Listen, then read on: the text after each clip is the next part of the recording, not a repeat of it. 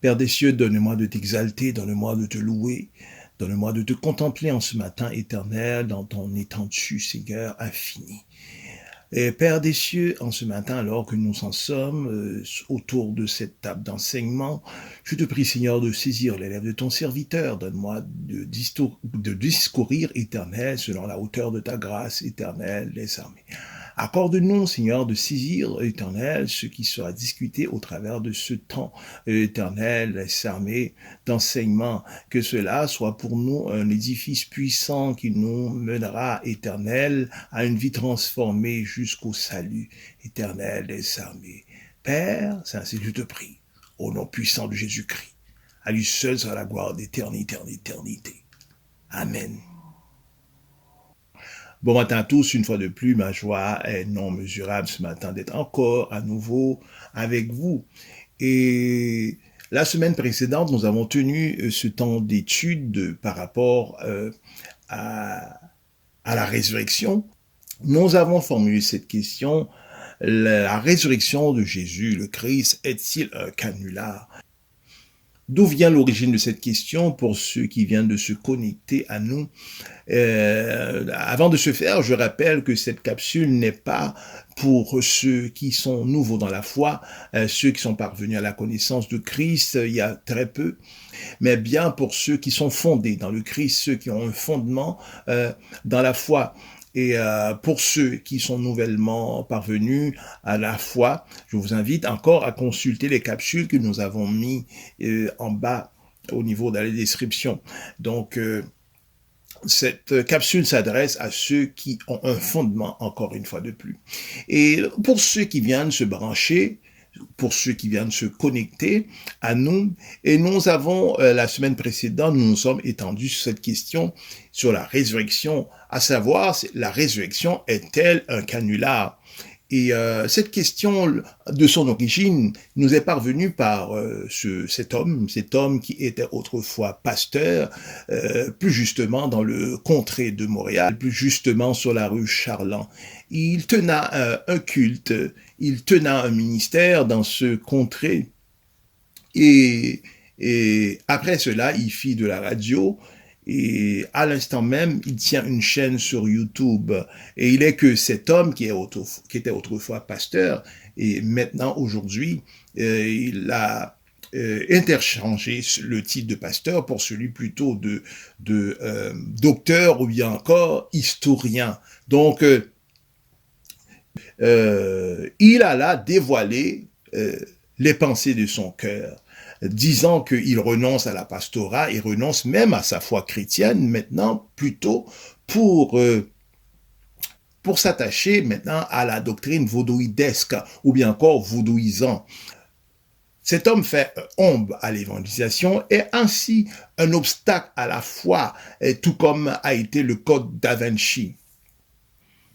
Tel qu'évoqué au niveau de la capsule précédente, ce monsieur Adolphe rapporte que les évangiles qu'il est de Matthieu, Marc, Luc, Jean comportent des éléments contradictoires par rapport à la résurrection.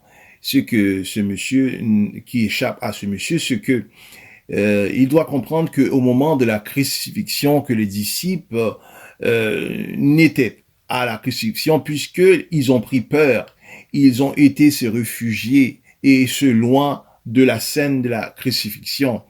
Et le seul disciple qui était présent, c'est l'apôtre Jean. Donc, qu'il est de Matthieu, Marc et Luc, ce sont qu'est-ce qu'ils ont fait? Ils ont agi à titre de journalistes ou bien encore d'attachés de presse. Donc, ils allaient ainsi interviewer ceux qui ont assisté à cette scène. Et après, ils ont ensuite rapporté cela dans leurs écrits. Mais l'évangile qui comporte les écrits de la descriptive de la scène de la crucifixion, de la résurrection, c'est celui de Jean, puisque Jean était un témoin oculaire. Il a assisté à la crucifixion et à la mise au tombeau de Jésus. Et nous avons évoqué, sans nous tromper, que ce monsieur Adolphe est franchement possédé, car son orgueil l'a conduit à cela. Et vous savez, il y déposa sa thèse de doctorat. Il écrivit cela sur ce titre, Vaudou, je m'en souviens. Et nous avons exprimé que cet homme est possédé puisque au moment de ses écrits, il fallait qu'il consulte des ouvrages sur le sujet. Et sache que ces ouvrages sont accompagnés par des esprits impurs. Et ces ouvrages, au moment qu'il passe par la maison d'édition, eh bien, il y a des formules de prière qui sont, ou bien encore des incantations qui sont formulées au travers de ces ouvrages. Et maintenant, le lecteur, au moment qu'il se saisit de cet ouvrage, eh bien, il y a des esprits impurs maintenant qui maintenant arrivent maintenant à posséder ces lecteurs. Peut-être qu'il avancera que ceci n'est que de la foutaise, c'est l'expression qu'il aime bien en faire l'emploi, mais je vous dis franchement que cet homme est possédé, et tel qu'évoqué au moment de la capsule précédente, la possession ne se limite pas seulement lorsqu'un individu tombe et se roule sur lui-même par terre, et la possession ne se limite pas à cela, parce que chaque esprit a un comportement bien à lui. Lorsque la personne se roule sur lui-même, eh bien, c'est un esprit de serpent. Et ce n'est pas tous les démons qui sont des esprits de serpent. Il y a des démons qui sont des esprits, entre autres, de grenouilles, ou bien encore de crocodiles, ou bien encore d'oiseaux, si vous voulez. Donc, il n'est pas forcément lorsque nous sommes possédés que nous tombons par terre, que nous nous roulons sur nous-mêmes. Et cet homme qui le veut, qui ne le veut pas, il est bien possédé. C'est un agent du diable. Il fait la préparation pour l'antéchrist. Et beaucoup de chrétiens, s'ils ne changent pas leur fusil d'épaule, eh bien, ils finiront avec lui dans la géhenne. Ils auront sur eux une condamnation éternelle. Lors de la chute du dernier émission, nous avons dit que ceux qui cherchent à refuter la résurrection de Jésus doivent trouver des explications alternatives à ces faits-là. Par exemple, émettre l'hypothèse que Jésus n'est pas vraiment mort, ou que les apôtres ont été victimes d'hallucinations, ou que les femmes se sont simplement trompées de tombeau. Mais toutes ces hypothèses ne tiennent pas du tout la route et sont défaites par ces faits. Qu'il est que Jésus n'a pas été vraiment mort, ou bien encore les apôtres ont été victimes d'une hallucination collective, eh bien nous rapportons 10 éléments de preuve qui nous démontrent que Christ a été vraiment mort et que les apôtres n'ont pas non plus été victimes d'une hallucination collective, dont la première preuve que le tombeau était vide et le corps de Jésus a disparu. Et ce sont même ces ennemis qui nous disent: vous savez, si même vos adversaires sont d'accord avec vous sur un fait, alors la véracité de ce fait est renforcée. Lorsque ce dimanche matin, la pierre qui gardait le tombeau fut roulée, les autorités firent courir le bruit parmi la population que c'étaient les disciples qui avaient volé le corps. Et nous pouvons considérer cela selon Matthieu 28, du verset 12 au verset 15. Cela se lit comme suit. Et s'étant assemblés avec les anciens, ils tinrent un conseil et donnèrent une bonne somme d'argent aux soldats, disant: dites, ces dix sont venus de nuit, ils l'ont dérobé pendant que nous dormions. Et si le gouverneur vint à nous en parler, nous le persuadons et nous vous mettrons hors de souci. Eux aussi, ayant pris l'argent, firent comme il avait été enseigné. Et cette parole s'est répandue parmi les Juifs jusqu'à aujourd'hui. Eh bien, qu'il ait des soldats, ou bien encore même du Sanhédrin, avaient eu le corps, alors il n'aurait pas manqué de le faire savoir. Compte tenu qu'ils n'avaient pas le corps en leur possession, alors le corps de Jésus avait bien disparu. Le deuxième élément qui démontre que Jésus-Christ a été mort par crucifixion et que le groupe d'apôtres n'a pas été victime d'hallucinations collectives, il est que il y a trop de preuves et de détails embarrassants.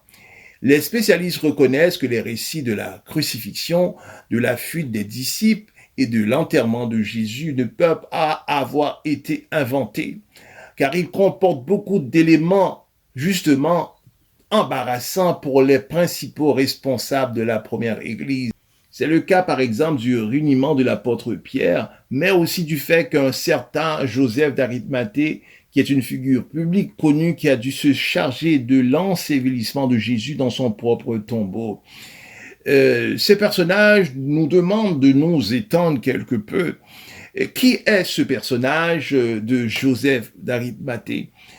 Eh bien, il était un membre respecté du Sanhédrin. Dans la péricope de la mise au tombeau, c'est lui qui était mandaté pour la réclamation du corps de Jésus et son inhumation hâtivement avant le début du sabbat. C'était un homme, selon l'évangile de Luc, un homme bon et juste, sympathisant du christianisme.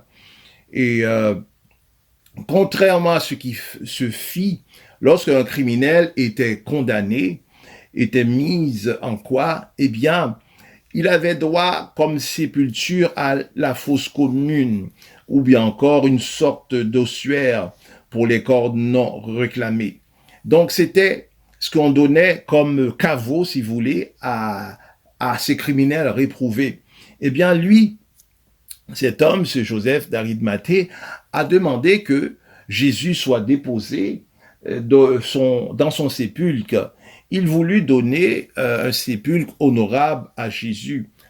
Toutefois, il y a des doutes sur l'implication de Joseph d'Arimathée qui sont également soulevés par l'historien des religions Charles Gunneberg, qui pense que le corps de Jésus, comme tout supplicié, est jeté dans la fosse commune, tandis que John Dominic Crossan considère que l'histoire de Joseph d'Arimathée, qui offre son sépulcre pour l'humiliation de Jésus, est une invention des évangélistes.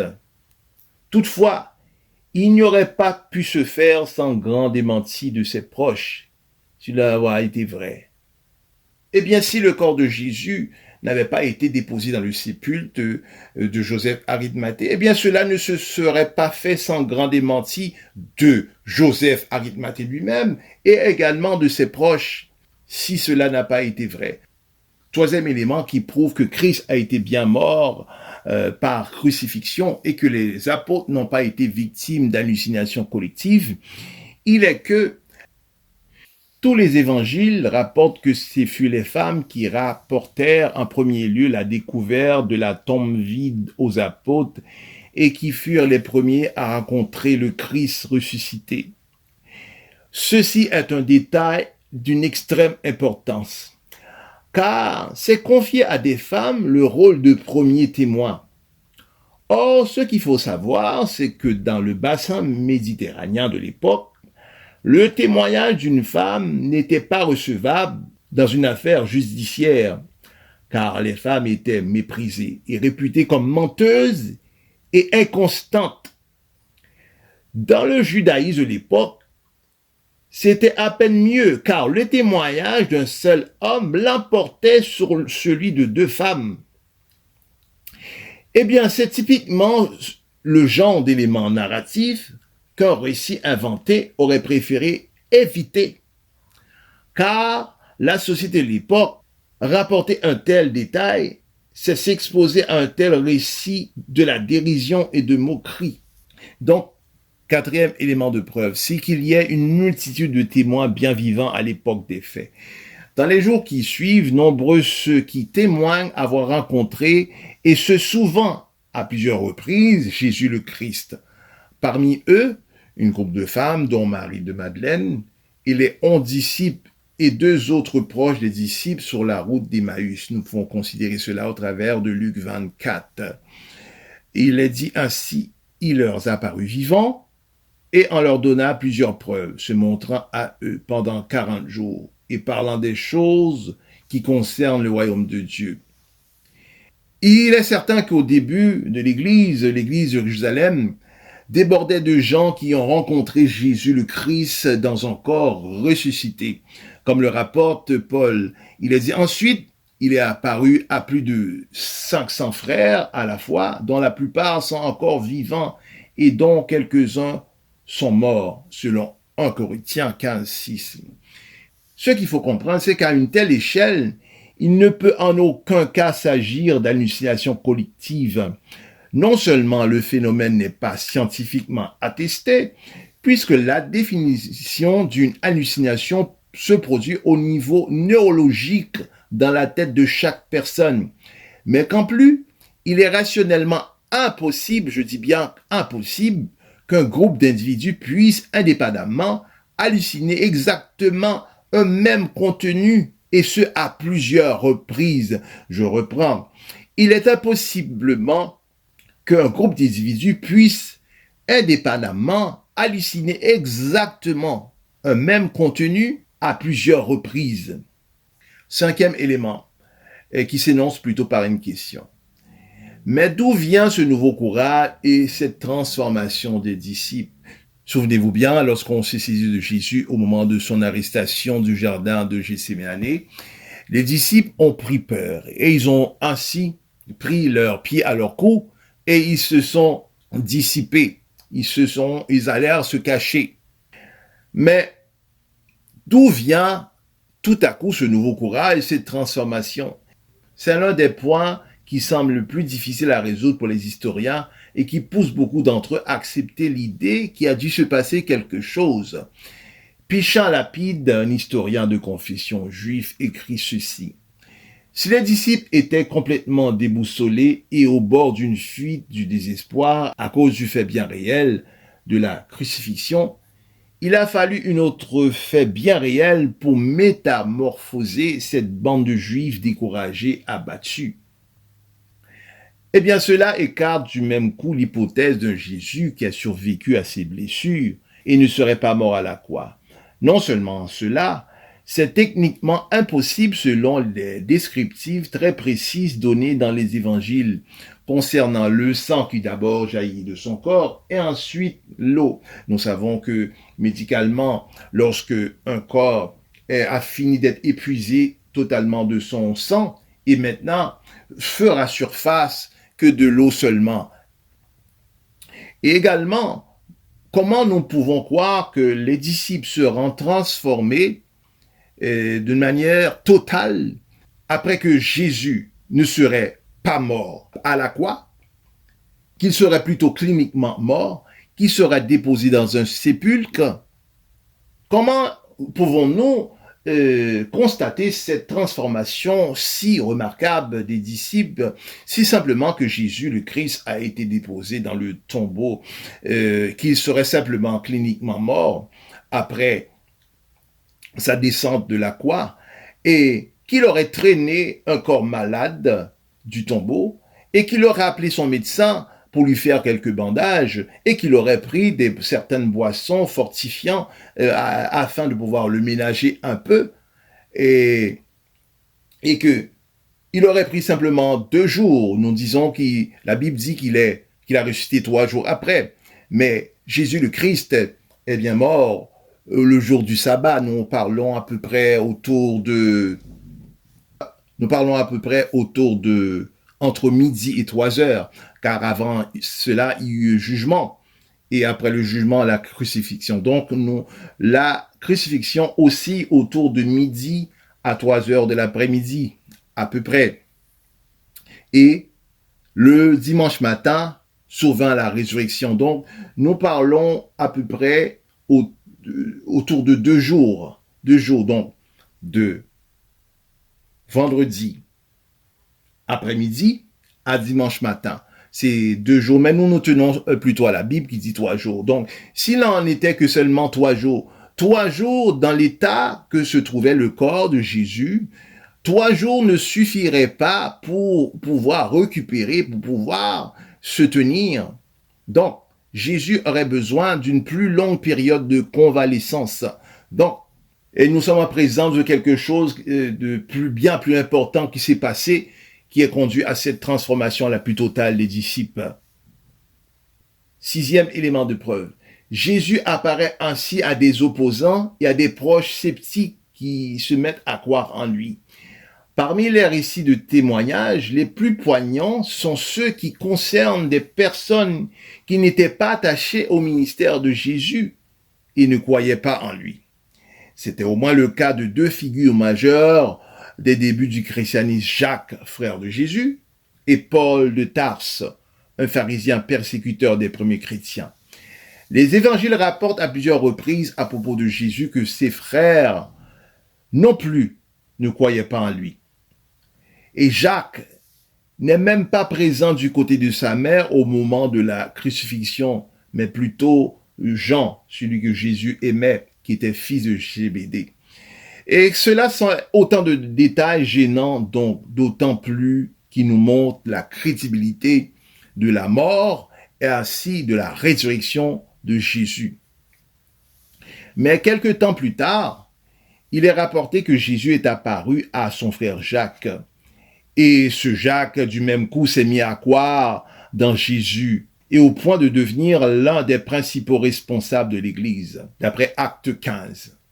Après une première campagne de persécution contre les chrétiens en Judée, Paul de Tarse se rend à Damas afin d'y faire arrêter les membres de cette nouvelle secte d'origine juive qui affirme que Jésus de Nazareth est ressuscité des morts et qu'il est le Messie. Sur le chemin, Jésus lui apparaît et ainsi il devint l'un des plus grands évangélistes parmi les païens que le monde ait connu. Septième élément de preuve, c'est que de très nombreux témoins meurent en martyrs en proclamant ce qu'ils ont vu. Ce qui est sûr, c'est que les témoins qui ont vu leur vie transformée suffisamment pour qu'ils trouvent la force de mourir, presque tous en martyrs, pour témoigner de l'évangile. Il arrive à des humains, vous savez, de mourir volontairement martyrs pour des mensonges, mais très rarement pour des mensonges qu'ils savent faux. Par ailleurs, si l'effet de groupe peut permettre un certain degré d'auto-persuasion, remarquons que les disciples de Jésus sont morts chacun de leur côté, la plupart dans la solitude de leur mission. Le témoignage de la mort en martyr de cette première génération est rapporté dès lors au début de l'Église. Les nombreux rapports de morts en martyr ne sont pas seulement corrélés par les tout premiers écrivains chrétiens, mais aussi par des historiens païens de l'époque, tels que Tacite, Siétoun et même Fabius Joseph, qui était un historien juif de l'Antiquité, qui rapporte la mort de Jacques, frère de Jésus, ainsi de Paul, Pierre, qui ont trouvé la mort sous Néon, qui était l'empereur de Rome dans cette épopée. Huitième élément. Les disciples n'ont aucune motivation plausible pour inventer une telle histoire. Une chose est certaine, les disciples de Jésus ont souffert à cause de leur foi. Il ne faisait pas bon d'être chrétien à l'époque. Persécutés par les co-religionnaires juifs, menacés par les autorités romaines, ils passent le gros de leur temps à endurer les épreuves, des persécutions et des voyages missionnaires pénibles.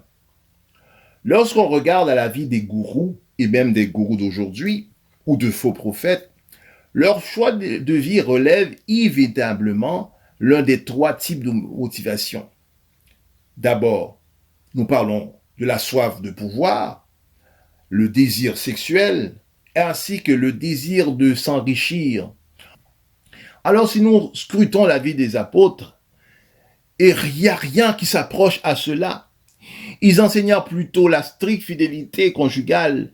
Ils vécurent pour certains dans le célibat, tel que l'apôtre Paul, tandis que d'autres amenaient leur unique épouse et sans doute leurs enfants dans leur voyage missionnaire.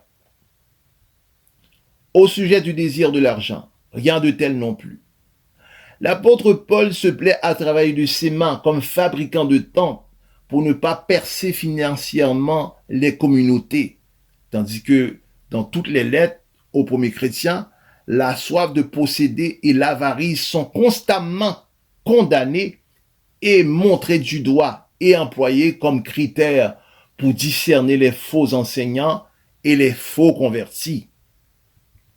Après que nous avons évoqué le désir sexuel, car les apôtres étaient attachés seulement qu'à une seule femme, et nous ayons ainsi évoqué le désir de s'enrichir, il reste maintenant le désir de pouvoir.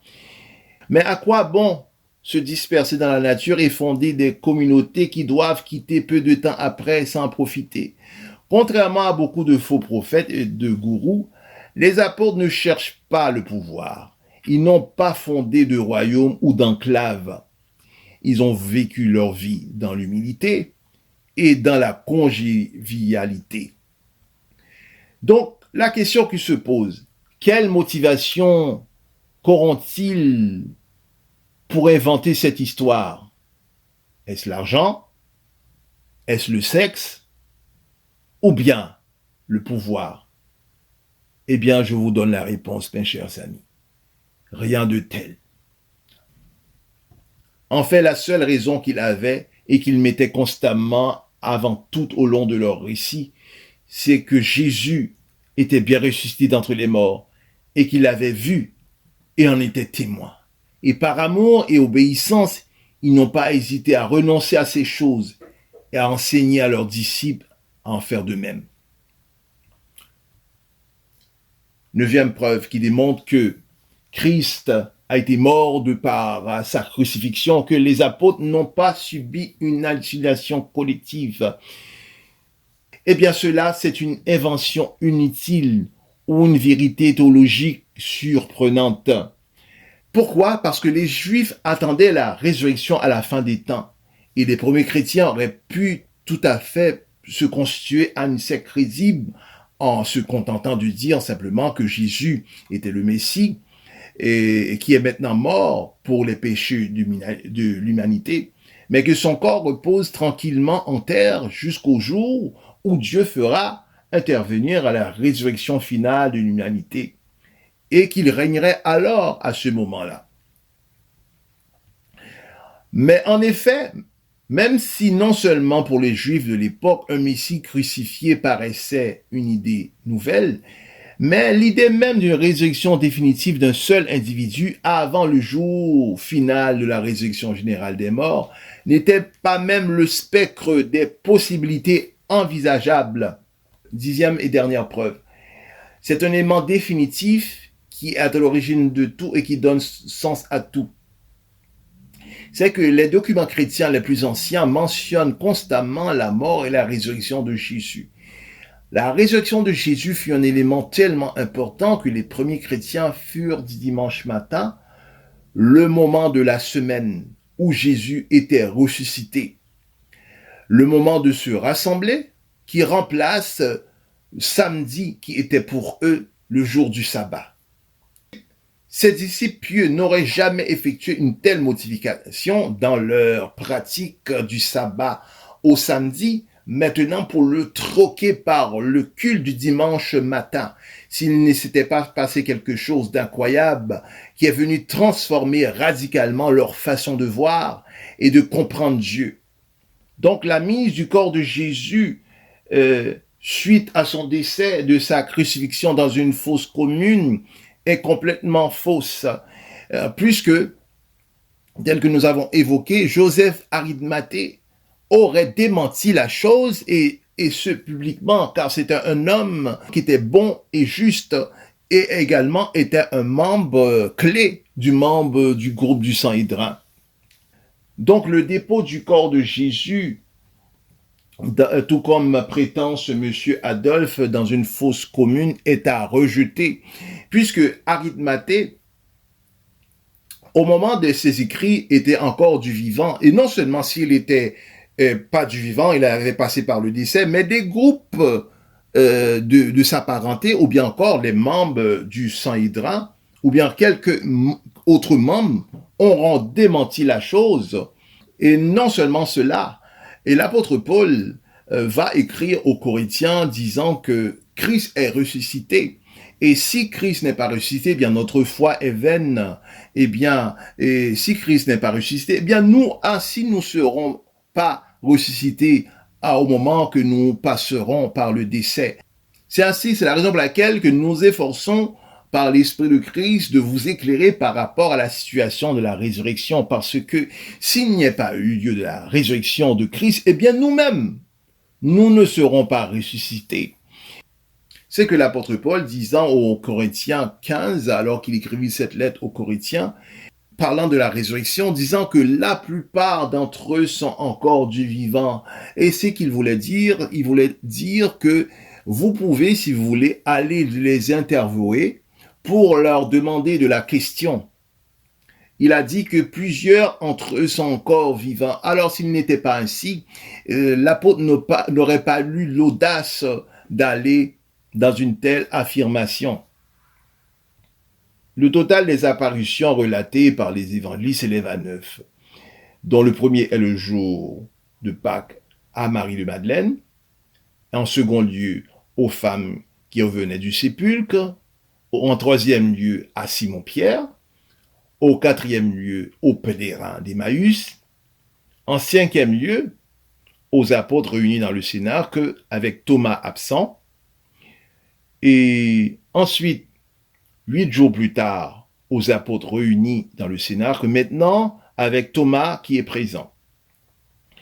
Et ensuite, en Galilée, à ses 7 disciples sur le lac de Tibériade. Et huitièmement, aux 11 apôtres sur une montagne de Galilée. Et en 9e lieu, dernière apparition avant l'ascension sur le mont des Oliviers devant tous les apôtres assemblés. Même les auteurs les plus rationalistes reconnaissent que ce changement dut être lié à des apparitions du Christ ressuscité. Certains résistent ainsi cependant sur les divergences des récits évangéliques. Nombre de femmes se rendant au tombeau, des anges qui rencontrent hors des apparitions, mais toutefois loin d'infirmer l'authenticité des récits, on ne peut au contraire affirmer que ces divergences en prouvent la sincérité. Lorsqu'on demande à plusieurs témoins de décrire une telle scène plusieurs années après, un récit trop concordant est suspect car témoigne d'une concertation. Et maintenant, qu'en est-il du tombeau vide au matin de Pâques? Le tombeau est à vider. Le corps du Christ n'y est plus. Tel qu'évoqué précédemment, les apôtres étaient à milieu au lendemain de la mort du Christ. Donc, orchestrer pareille chose, pareille supercherie est intenable. À l'instar des pèlerins d'Emmaüs, ils étaient, les disciples, abattus, déçus, déconsternés par l'échec de ce Messie apparemment faux, en lequel ils avaient placé leur espérance, dont ils avaient été les premiers victimes, qu'ils étaient ainsi les dindons de la farce. En outre, leur sincérité ne pouvait être mise en doute lorsqu'ils annonceront la résurrection envers et contre tous au périple de leur propre vie. On a découvert en 1930 une date sur laquelle comportait l'inscription datant de l'empereur Auguste, interdisant sous peine de mort de déplacer un cadavre. Comment dès lors imaginer que les Juifs auraient laissé passer une telle chance de faire condamner les disciples du Christ si le fait avait eu le moindre fondement? Alors maintenant, pour donner la crédibilité à la résurrection de Jésus le Christ, il faut passer cela par la méthode que nous appelons la méthode historique. Donc la méthode historique consiste à vérifier des sources qui sont fiables. Les sources sont fiables. Premièrement, il y a les 4 évangiles, l'évangile de Matthieu, Marc, Luc et Jean. Il y a également les récits à l'intérieur des ouvrages de Joseph Flavius. La méthode historique veut que nous consultons toutes les sources possibles, c'est-à-dire qu'il y a 2 sources. Il y a des sources, ceux qui sont de la partisanerie de Jésus, également des sources également qui sont neutres.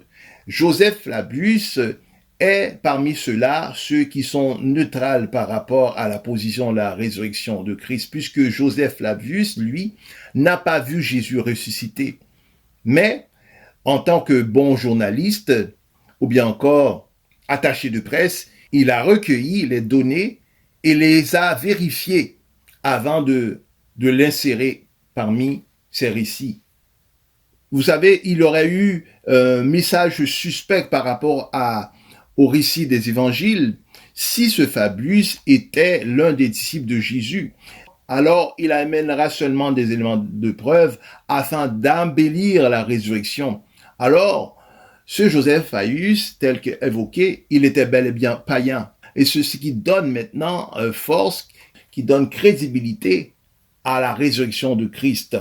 Cet homme rapporta dans ses ouvrages tous les éléments par rapport à la résurrection de Christ, et ces éléments en sont vérifiables.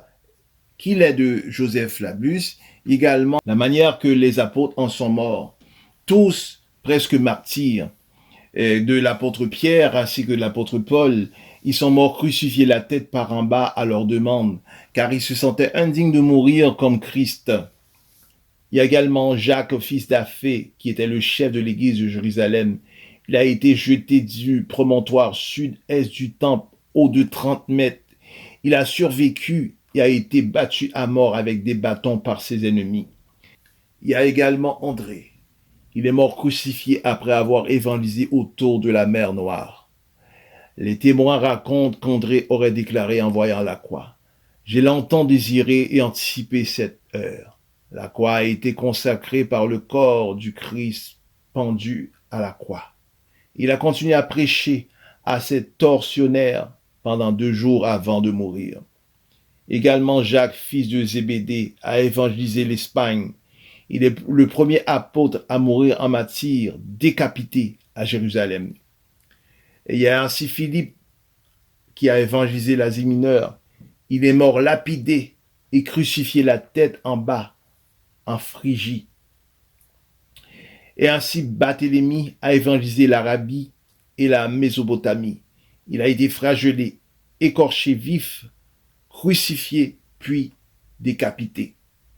Thomas a évangélisé l'Inde et formé une première communauté chrétienne à laquelle appartenaient des personnes de la famille royale.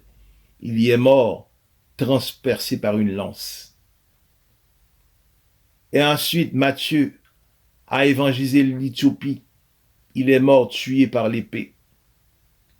Jude, daté, a évangélisé la Perse, la Mésopotamie et d'autres pays arabes. Il aurait subi le martyre en Perse.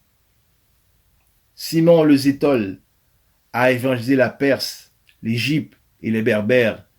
Il a été découpé à la scie.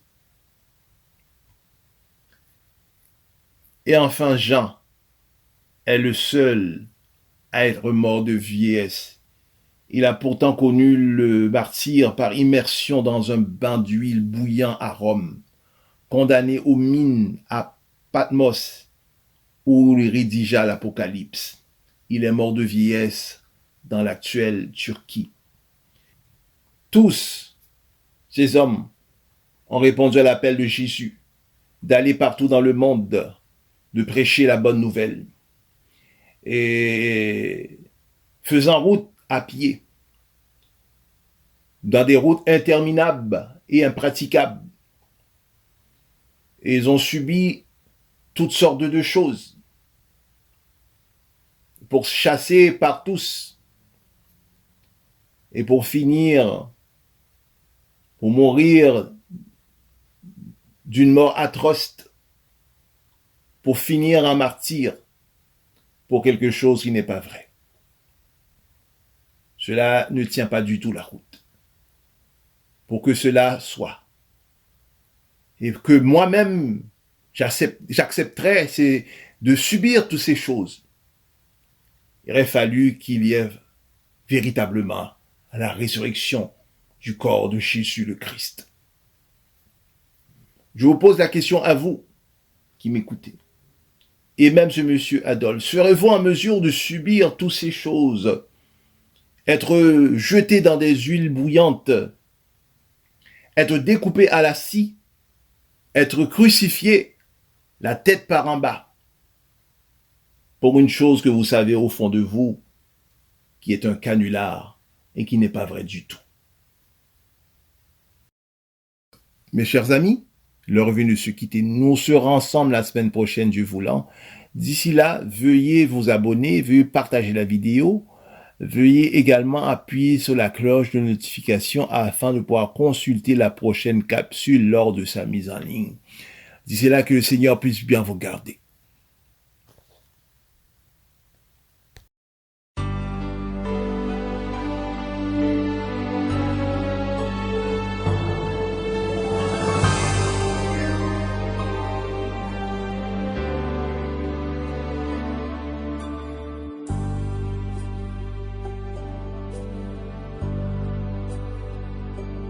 Je sais qu'un jour,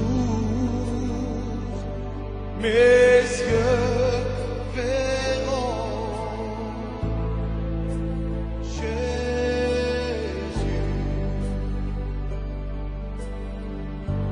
Je sais qu'un jour, mes yeux verront Jésus.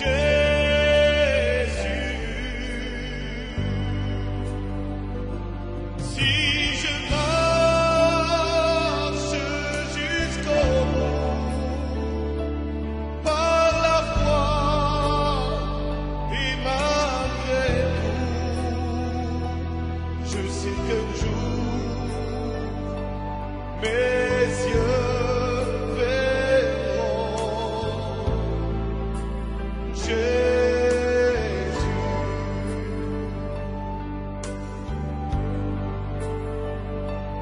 Jusqu'au bout, je veux te suivre dans les bons, les mauvais jours.